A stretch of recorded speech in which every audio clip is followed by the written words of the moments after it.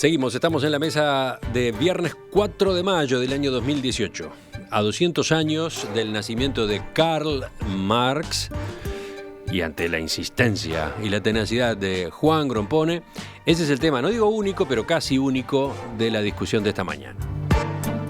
Bueno, no, ojo, la iniciativa fue de Juan, pero todos terminaron estando de acuerdo. No, todos de acuerdo. Acá no hay nadie forzado, nadie obligado, al No. revés, todos muy convencidos. Hablemos ahora de Carlos Marx, pero desde la actualidad. ¿Sigue vigente su pensamiento? ¿Dónde está su huella? Hay bastante para examinar en esta materia. Dale, Juan. Bueno, yo voy a empezar primero por el pensamiento vigente.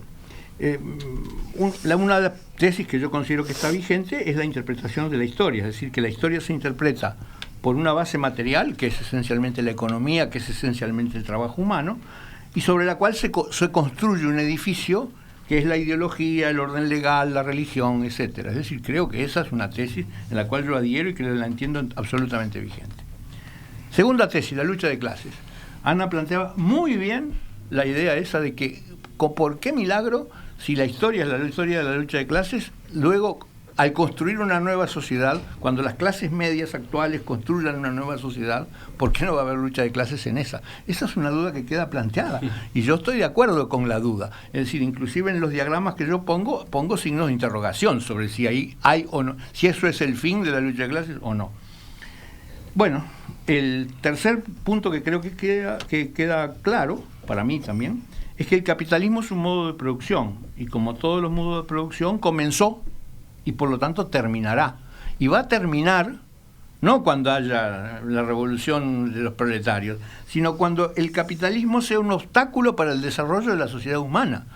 Es decir, que el famoso sepulturero del capitalismo es cuando el capitalismo empieza a encontrarse con los límites posibles. Por ejemplo, ya empezamos a ver que hay límites para el capitalismo, es decir, por ejemplo, la posibilidad de agotamiento de las materias primas, la acusación del calentamiento global, que la capacidad de la población sustentable que tiene la Tierra, pero yo creo que el más importante de todos es cuando todo el planeta sea capitalista, el capitalismo no tiene más sentido. Es decir, creo que ahí es cuando se encuentra con su sepulturero. Y la cuarta es el pensamiento económico. Ana quedó perpleja con esa afirmación. La cuarta el triunfo del capitalismo es su propio el triunfo global fin. del capitalismo es su propio fin. ¿A quién le van a vender heladeras? ¿A los esquimales? ¿No? ¿A quién, ¿Por qué no? No, porque no sirve. ¿Quién dijo que ya no se las están vendiendo? Pero a ver, no sé si nos vamos a entretener ahí, pero... No, porque quiero seguir con lo demás. Pero hoy un país capitalista le vende a otro país capitalista. No, a un país capitalista en Si desarrollo, en general. Es decir, ¿qué está haciendo China? China nos vende las computadoras a nosotros, que no las podemos fabricar, ¿verdad? Y se la vende, y también se las vende a Estados Unidos. Bueno, entonces... También se vende a Estados Unidos. Pero básicamente, cuando no haya mercados nuevos, se acabó el capitalismo. Bueno, ahora... El pensamiento económico de Marx se basa en dos leyes básicas. La ley del valor, que yo creo que está vigente y que es empírica, se puede demostrar, como lo voy a mostrar en la publicación que estoy preparando, y ya lo mostré en un libro que se llama La ley del capital. Y luego la ley de beneficio decreciente, que es que lo que dice que en la medida que la tecnología avanza, entonces la producción emplea cada vez menos trabajadores. Al emplear cada vez menos trabajadores, como la fuente del beneficio proviene de la plusvalía sacada a los trabajadores, entonces el beneficio de los capitalistas desciende. Eso se puede verificar empíricamente.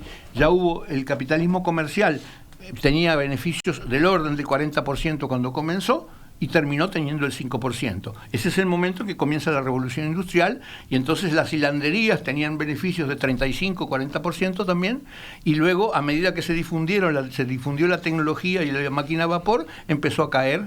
Y ahora estamos en la tercera etapa, es decir, una tercera etapa en que las fábricas ya no dan más rendimiento, no dan mucho más que el 5%, pero las empresas que manejan información, Google, Apple, todas esas empresas, las redes sociales, esas producen unos beneficios enormes, del 25-30%.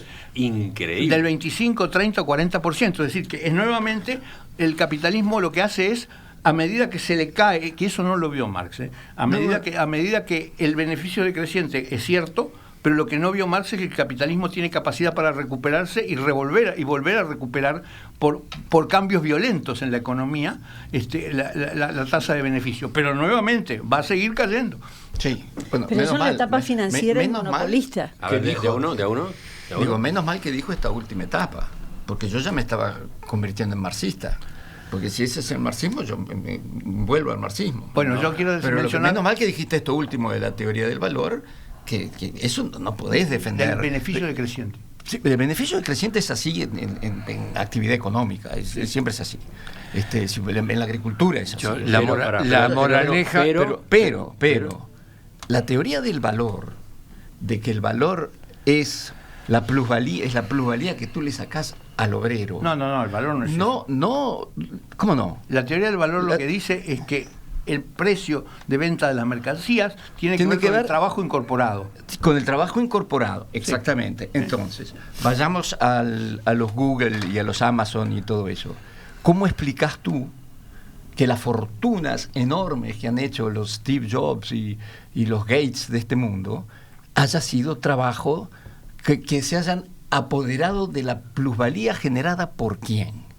Por los obreros que le arman los iPhones al señor Stop. Por los 35.000 trabajadores que son los que planifican y programan. No planifican nada. Si no hubiera sido por estas personas. Vamos a escuchar el argumento de Juan. Juan dice que el valor es el valor de los creadores. Claro, de los creadores de la tecnología. Claro. Hay 35.000 personas trabajando para Google. Decís, esos también son trabajadores. Por supuesto que son trabajadores. No son trabajadores solo los que arman los aparatitos. No, claro, esos trabajadores. Y perdón, están olvidando la especulación y el valor de las ideas. Pero hay otra cosa más. A veces una cosa sale carísima porque tiene un valor agregado de imagen en donde el que trabajó es un creativo de publicidad. Ha cambiado mucho el mundo del trabajo. Y tenemos ejemplos muy claros con algunas marcas de artículos deportivos, ¿no? Que son puro marketing. Buena parte del precio es la marca, ¿no? Es la seducción que la marca ejerce en la gente, más que el artículo en sí mismo. Pero más que la gente está dispuesta a pagar, más allá del trabajo del obrero que haya detrás de eso. Y siguiendo la lectura de Juan, ahí está el trabajo de los creativos, los publicitarios. Y siguiendo el parecer... No me dejaron decir. Te dejamos el 80% del tiempo. Déjenlo, pobrecito. Déjenlo. En Marx eso se llama plusvalía relativa, que es que quien encuentra algo nuevo, durante el tiempo que puede ejercer ese monopolio, gana muchísimo dinero. Se llama la plusvalía relativa de varios capítulos en el Capital. Bueno, yo quiero decir rápidamente el no vigente, pero si quieren seguimos después. Sí, compartí el micrófono. Sí, un cachito vos. Y siguiendo el parecer de esta lógica absoluta, no sigo el verso, pero la moraleja de todo esto es que tenemos que dedicarnos a impulsar el capitalismo, así planetariamente lo capitalizamos, y a partir de ahí no sé qué pasa. Pero hay una cosa, hay un desfasaje que desde mi punto de vista se produce, y es que no terminamos de tener los pies en la tierra. Es decir, la situación planetaria es de atraso, de grandes capitales, de hambrunas, de continentes que no terminan de levantarse, y lo que marca presencia el marxismo es el sostén de una ideología de movimientos que surgen por todos lados, que ya han surgido, que están estabilizados, que declinan, que avanzan, que retroceden, pidiendo justicia social. Es decir, que esa esencia sigue vigente. Es decir, calcular que va a haber un fin del capitalismo cuando el capitalismo construya todo, eso, digamos, no me sienta. En cambio, sí sienta que haya países y haya movimientos que, tomando las banderas en función de una lucha para que se termine las hambrunas, la desnutrición infantil, que la tierra la tenga el que la trabaja, toda esa lucha va a seguir siguiendo porque viene de la noche de los tiempos. Y es que el individuo tiene que ajustarse a una realidad donde pueda subsistir él y su familia con la misma dignidad que subsisten los que en este momento son los que podríamos llamar capitalistas, y no trabajar para ellos, para capitalizar el planeta, y de ahí en adelante, claro, no sé qué es lo que vendrá en la próxima novela de Juan. Sí, bueno, no, pero digo, ahí, Russo, tenés que aclarar, como yo dije, en el siglo pasado la mitad del mundo vivía bajo regímenes que eran marxistas-leninistas, donde se murió más gente de hambre en el país fue en China, en la China comunista. Se murieron más de 20 millones de personas de hambre. No cambien la fecha, en la anterior. En la gran marcha de Mao Zedong en China, ese era un país donde había noticias de hambruna cada 6 meses. Y sale adelante, mirá lo que termina China hoy. Mirá lo que es. Ahora, la descalificación. Durante el mandato de Mao Zedong se murieron más de 23 millones de personas, de las cuales la mayor parte se murieron de hambre. Entonces, el discurso tuyo, yo estoy de acuerdo. Esa lucha del hombre por terminar con la injusticia social es una lucha que es permanente y va a seguir hasta el fin de los tiempos. Yo lo espero, porque eso es lo que hace mover a la sociedad. Pero digo, tenés que aclarar eso también. Los regímenes que utilizaron el marxismo-leninismo no solucionaron ese problema. Lejos de eso. En cambio, la civilización inglesa que impone el consumo de opio en China, esos te van a abrir un colegio del British. No, eso fue un No me desastre. brome. Es decir, China se tiene que rebelar contra los japoneses, contra los ingleses, crear con una cultura maravillosa, milenaria, la más antigua que hay en este momento sobre la Tierra, y termina construyendo y saliendo adelante con todas las dificultades, con todos los cercos, después de la guerra. Vos podés estar en desacuerdo que haya un partido único, que querrás un partido independiente, que haya lo que sea, pero no podés decir que China en este momento, que es un punto de equilibrio planetario, porque el potencial de China por lo menos equilibra el potencial belicoso y enajenado de los Estados Unidos. Está bien, ahora eso es otro tema, pero yo lo que me estaba refiriendo es a lo que China vos se dijiste. dio cuando se convirtieron de vuelta al sistema capitalista, habría que decirlo. Claro. Bueno, esa es una afirmación bien punzante, ¿no? Cuando descubrieron que eran un sistema capitalista y se dejaron de macana. A mí me gustaría decir en qué cosas... Levanta la mano la alumna Ana, le doy con mucho gusto la palabra. ¿En qué cosas encuentro que el marxismo ya no sirve para leer exactamente con su clave? Primero hago un descargo a favor de Marx, y es: yo personalmente soy una agnóstica irredenta y me resisto a cualquier ismo, me resisto a cualquier persona o sistema o institución que se crea ser dueña de la lectura verdadera a propósito de todas las cosas. Entonces, me rechina el marxismo como cualquier otro ismo. La lectura de Marx en términos de lucha de clases es muy buena para explicar lo que pasó, pero no lo va a explicar siempre, sobre todo porque Marx lo ve en clave económica, y la lucha de clases es lucha por apoderarse de recursos, y parece que es una cuestión de dinero, y yo creo que la lucha es en torno al apoderarse del poder, valga la redundancia. La pulsión humana por el poder va más allá del mera apropiación de bienes materiales. Entonces creo que eso va a seguir existiendo y que no alcanza la simple lectura en clave de clase para eso.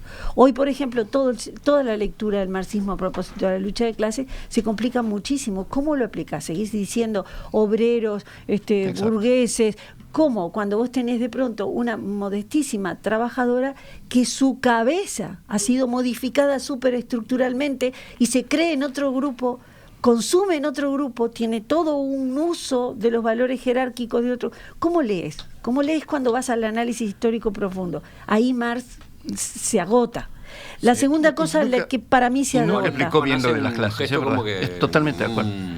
Para la segunda cosa, a ver. No, seguí, por supuesto. La segunda cosa en la cual no me satisface es en esa linealidad histórica, que es muy compacta desde el punto de vista del relato y de la retórica, pero creo que la historia es muchísimo más compleja, que no es tan lineal, que no todo va siempre hacia adelante, que tenemos verdaderos retrocesos y agujeros negros, Y por último, recordar que la plusvalía fue también generada y apropiada en regímenes que suspendieron el sistema capitalista, como fue durante el largo predominio de la URSS, que es probablemente el ensayo de aplicación marxista más contundente.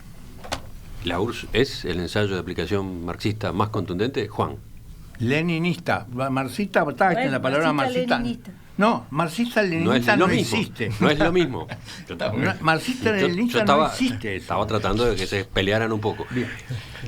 No, yo nuevamente estoy casi de acuerdo con todo lo que dice Ana, casi. excepto el único punto con el cual no estoy de acuerdo es que ella no cree en el ismo-marxismo, pero cree en el ismo-freudismo, porque habla de la ¿Quién pulsión. Habla de la pulsión por el poder. Eso es una idea freudiana. Bueno, está, pero no importa. Yo no soy freudiana, Bueno, pero sí. esa idea de Freud me gusta. Ah, bueno, si es de Freud, sos me gusta. freudista. Es lo que se llama la pulsión lumbar. En Bueno, yo definitiva, quiero- esto terminó siendo un problema reumático. Quiero mencionar varias cosas. La primera, sobre el progreso lineal. La idea de progreso lineal no es de Marx, sino de Stalin. Es decir, Stalin decía, los modos de producción suceden taca, taca, taca, taca, taca. El progreso lineal nunca lo dijo Marx, y Marx, como precisamente pensador La dialéctico... teoría de los estadios es lineal. Juan. No, pero esa teoría de los detalles era de Marx joven. Es Y decir, dale, pero bueno, uno es joven y luego se arrepiente de alguna cosa, pero fue uno Sí, también. pero no las pero clarificó esas son del las todo. que... Si se arrepintió, no lo dijo Pero claramente. Marx es claramente un dialéctico, es decir, de modo que sabe que la historia avanza para adelante, pero después retrocede, es decir, no cabe duda. Eso hasta Lenin, que no era nada marxista, hablaba 2 pasos adelante, un paso adelante y 2 pasos atrás, ¿no? Es decir, no, Dos el para adelante y progreso uno para lineal atrás. no es una idea de Marx, es una idea de Stalin, que era un cuadrado perfecto, además de muchas otras cosas. Yo quiero mencionar otras cosas que no funcionaron en Marx. Por ejemplo, el internacionalismo obrero. El internacionalismo obrero se cobró al menos en 2 grandes oportunidades. En primer lugar, se quebró con la primera internacional, porque los anarquistas... Los anarquistas claro. dijeron, eso de que la nueva sociedad va a tener un Estado y yo qué sé cuánto, Claro. eso no, porque los anarquistas lo que creían era que el responsable de los males del mundo era el Eran los Estado. estados, claro. Entonces no me vengan a vender que todo va a ser estatista. Y ahí se quebró la primera internacional. Y se quebró en la Primera Guerra Mundial.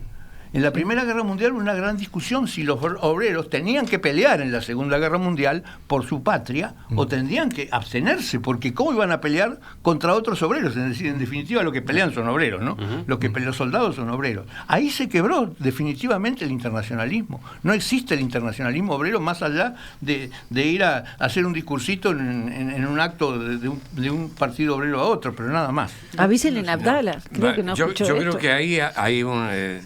¿Qué hacemos con la internacional? Si me permitís. Hubo 4 internacionales, No, todas se disolvieron. La canción, digo. La la seguimos Ah, la no, canción la es canción una es canción. demasiado linda. Que no. La canción es una canción, listo. Pero la tercera internacional se convirtió.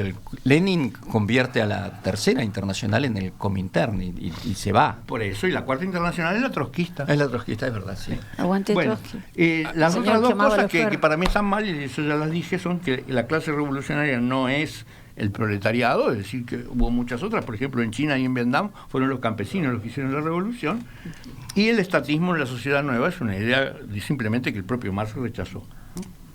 Mauricio está en Sí, yo la también cola creo. de... Ya está. Juan De terminó, impresión. ya tachó Terminé, todos los chao. puntos que tenía en su papel. ¿Podemos Ahora podemos escuchar a hacer una Mauricio. tertulia nosotros. A mí me parece que hay afirmaciones que no condicen con la realidad, digamos, en todo planteo teórico, que es lo que estamos asistiendo acá, que es muy inteligente y muy leído.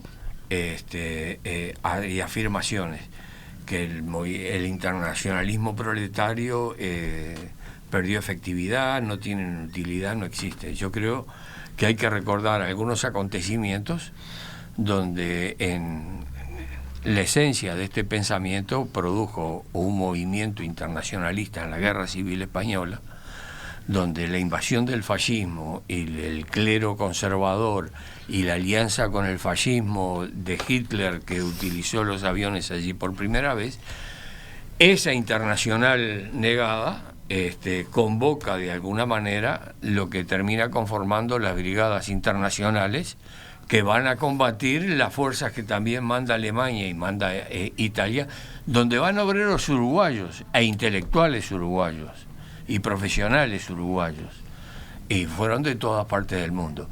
Quiere decir que hay una concepción global antifascista, institucional, democrática, que brega por las mejores condiciones de vida para el ser humano.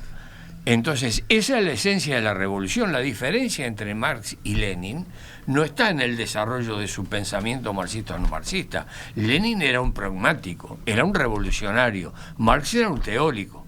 Había que encarar una Rusia donde caía el zarismo, donde volvían los soldados del frente, donde había que organizarlo, los obreros que había, los campesinos que había que organizar, terminan armando una asamblea, un soviet.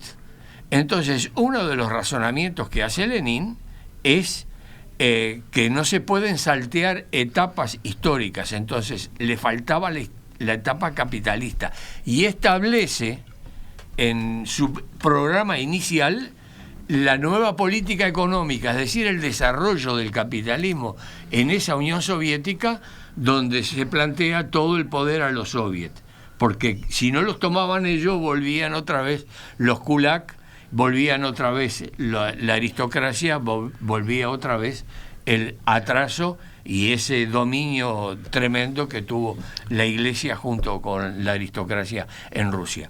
Entonces plantea y lo desarrolla. Es decir, que cuando llegas al momento práctico y después la lucha, y te termino con esto, la resistencia contra ese avasallamiento de la dignidad humana que es el nazismo y el fascismo, en la resistencia participan los comunistas de Italia, los comunistas de Francia, el maquis, los partisanos. Vamos a entendernos. Pero no, y liberales democráticos también. Esa defensa del internacionalismo. Yo no lo estoy, yo no estoy tratando de convencer a Juan. No, porque Juan ya está perdido. Lo estabas discutiendo con Juan. Estar, ¿no? Para ti esos no son ejemplos de yo que... Quiero que el ejemplo de la Guerra Civil Española es muy interesante. Es cierto que hubo brigadas internacionales, pero es no menos cierto que hubo batallas gigantescas entre comunistas y anarquistas, tan feroces como contra el propio, es decir, que ahí donde estaba. Que hubieron, ¿por qué? Porque los movimientos son heterogéneos, porque había columnas. No eran proletarios los dos. Sí, pero también tienen diferencia entre los proletarios. ¿Por qué no es admisible eso? El punto es hasta qué extremos se llevan esas diferencias. Bueno, a la guerra feroz, a la batalla feroz. A la batalla feroz o al entendimiento. En algunos casos se llega al entendimiento, en otros casos. En Cuba, por ejemplo, todas las corrientes políticas de izquierda crearon un solo partido, por ejemplo.